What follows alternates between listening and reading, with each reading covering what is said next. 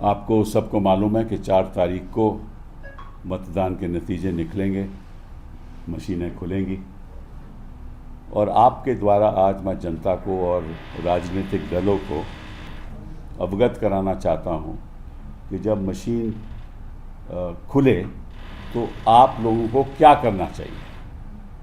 ये बहुत बहुत महत्वपूर्ण है। तो मैंने एक चार्ट बनाया आपके लिए, सब दलों के लिए चार्ट बनाया है और जो भी वहाँ काउंटिंग एजेंट बैठे हैं उनके लिए चार्ट बनाया है कि आपको क्या सुरक्षा करनी चाहिए काउंटिंग के वक्त। ठीक है, तो मैं चार्ट ये आपको दे भी दूंगा। अब इस चार्ट में आप देखोगे कि पहले लिखा है CU नंबर। CU नंबर मतलब कंट्रोल यूनिट नंबर, बाईं तरफ ऊपर कंट्रोल यूनिट नंबर। उसके नीचे लिखा है BU number, that means ballot unit number. So control unit number होगा यहाँ, बैलेट नंबर यूनिट होगा। ठीक है, और फिर पेपर सील होगी, उसकी पेपर सील होगी, VVPAT ID होगा। सो ये चारों चीज़ें लिखित रूप में होंगी वहाँ। ठीक है, आपको मैच करना है क्योंकि ये कंट्रोल यूनिट नंबर को आपको दिया जाता है। फिर आप आ जाओ काउंटिंग टेबल नंबर 1 में, उदाहरण के तौर पे। तो काउंटिंग टेबल नंबर 1 में आप देखोगे EVM इज़ ऑन ECI। ठीक है, नो प्रॉब्लम। तीसरा कॉलम बहुत बड़ा इंपॉर्टेंट है। तीसरे कॉलम पे लिखा है 4 जून 24, 4 जून 2024। ठीक है, और नीचे लिखा है टाइम मतलब कि ये रिजल्ट से पहले ये लिखित रूप में आ जाएगा 4 जून टाइम। कब मतलब कि कब ये इसका टाइमिंग कब होगा ये पता चल जाएगा आपको। ठीक है, अगर इस टाइम में अंतर हो तो गड़बड़ है। तो आपको देखना है कि इस टाइम में कोई अंतर नहीं है, क्योंकि जब भी आप काउंटिंग टेबल नंबर 1 में 4 जून का खुलेगी मशीन तो आपको देखना है क्या टाइम है। ठीक है, उसमें कोई अंतर होगा, मतलब टाइम अलग दिखाएगा कि इसका मतलब कहीं और भी खुल चुकी है। ठीक, फिर अगला टेबल और इंपॉर्टेंट है सीरियल नंबर। वो सीरियल नंबर भी यहां लिखित रूप में आ जाएगा ऑफ कंट्रोल यूनिट। तो सीरियल नंबर मैच हो जाएगा, कोई दिक्कत की बात नहीं है। कैंडिडेट आ जाएंगे, टोटल पोल वोट्स आ जाएगी।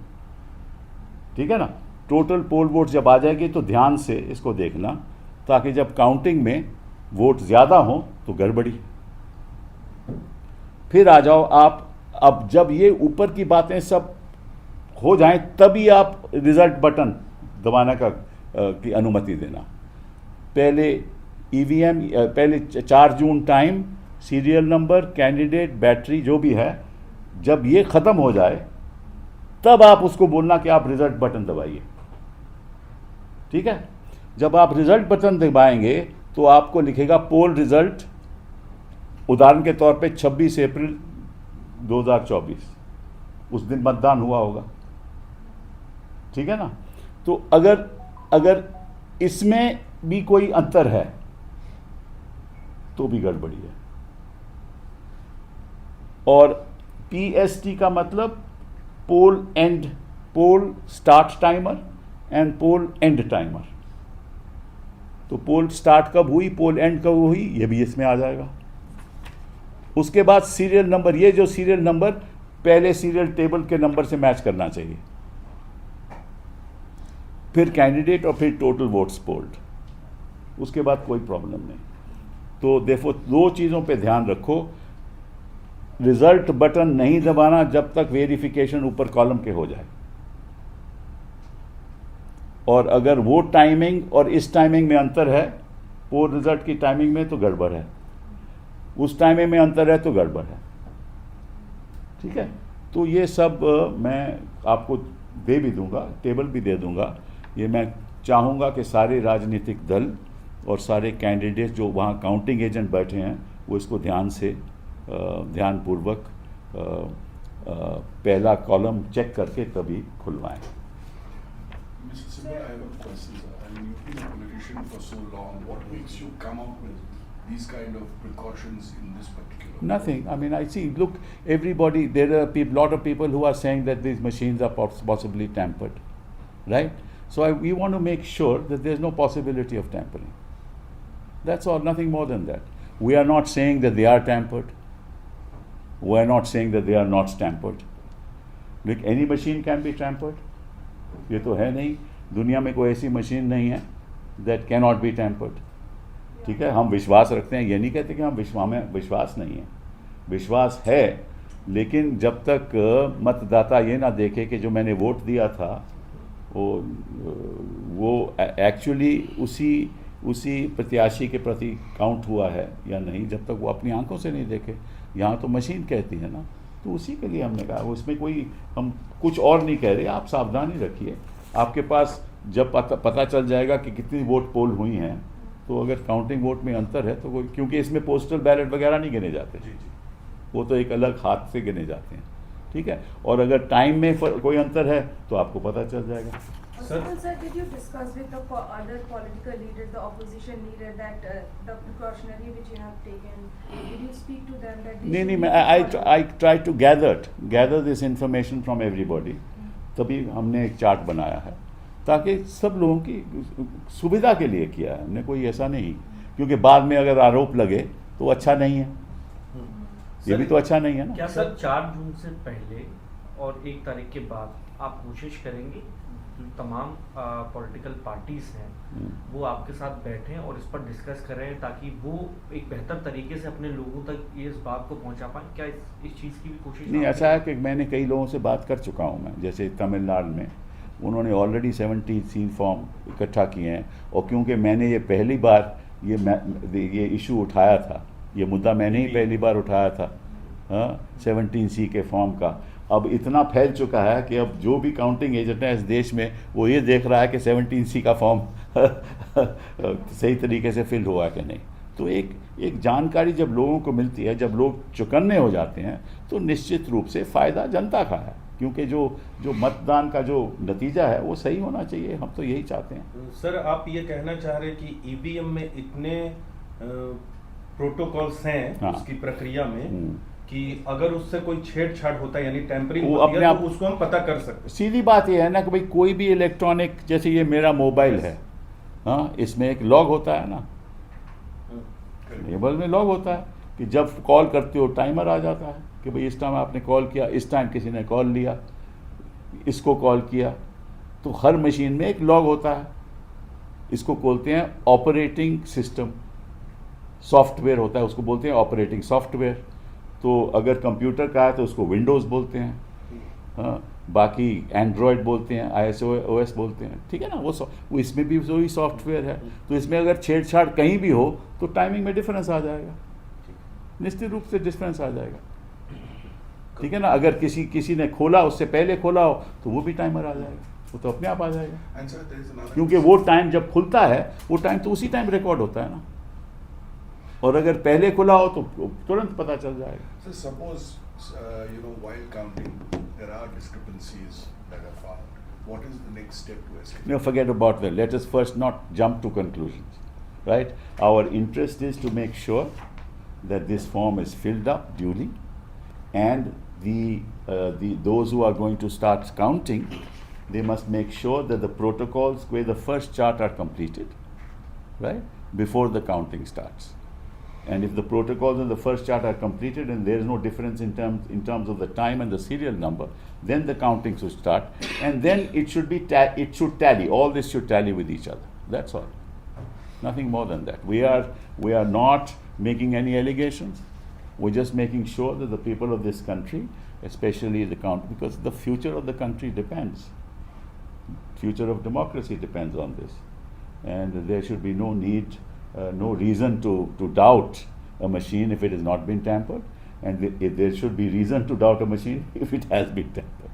It's as simple as that. Nothing more than that. Sir, we can take a different question. Yeah, sure. Sir, after I want to make another okay. Because हमारे भगवान जी ने कुछ बातें कही हैं, उसके बारे में मैं कुछ चर्चा करूँगा, क्योंकि उन्होंने भाषणों में ये भी कहा है, उन्होंने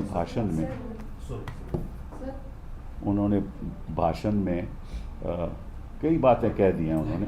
पहले तो उन्होंने कहा है कि भाई आपके घर से जो पानी की टूटियां हैं वो ले जाएगा इंडिया अलायंस अगर सत्ता में आया, और अगर घर की बिजली है तो बिजली काट दी जाएगी, और जो बैंक में अगर पैसा है तो वो पैसा भी किसी और को दिया जाएगा। तो और साथ में उन्होंने ये कहा कि अगर आपने गुलामी करनी है, इंडिया अलायंस ने गुलामी वोट बैंक की करनी है तो जाओ गुलामी करो वोट बैंक की, और अगर मुजरा करना है तो जाओ वोट बैंक का मुजरा करो। तो मैं क्या कहूँ इसके बारे में, कोई भी नेता को कोई भी बात करना, मतलब कि अगर मैं आपत्ति भी दिखाना चाहूँ कि आपको ऐसा नहीं कहना चाहिए, वो भी अपने आप में अच्छा नहीं लगता, क्योंकि वो इस पद पे बैठे हुए हैं जिसकी एक अपनी गरिमा है, और उनका जो स्टेटस है वो पद से जुड़ा हुआ है। तो अगर पद के स्टेटस में इतनी आप गिरावट ले आओगे तो प्रधानमंत्री की बातों पे, अब देखिए आप सोशल मीडिया पे देखिए किस तरह से आलोचना हो रही है, और जब आप मुजरे की बात करते हो तो एक महिलाओं का भी अपमान है। बाकी दो अलग बात छोड़ो, आप कहना क्या चाहते हो? आप महिलाओं का अपमान करते हो, विरोधियों का अपमान करते हो, ऐसे शब्द इस्तेमाल करते हो जो एक नेता को करने नहीं चाहिए।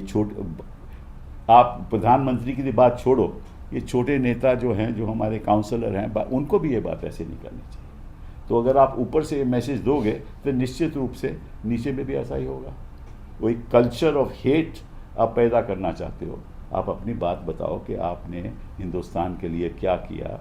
अब इस तरह से तो आप विकसित भारत ला नहीं सकते, क्योंकि अगर आप मुजरे की बात करोगे और टूटियों की बात करोगे और बिजली काटने की बात करें तो वो तो विकसित भारत से कहीं दूर है ना।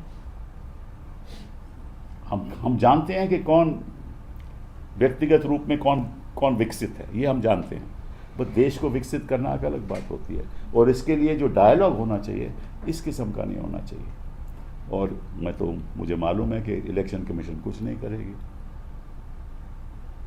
कोई और ना इलेक्शन कमीशन करेगी, ना कोई और, ना कोई ये तो अपने आप में मैं समझता हूँ कि it is a violation of the code of conduct, the moral code of conduct, but nobody would do anything about it because they are all hand in glove.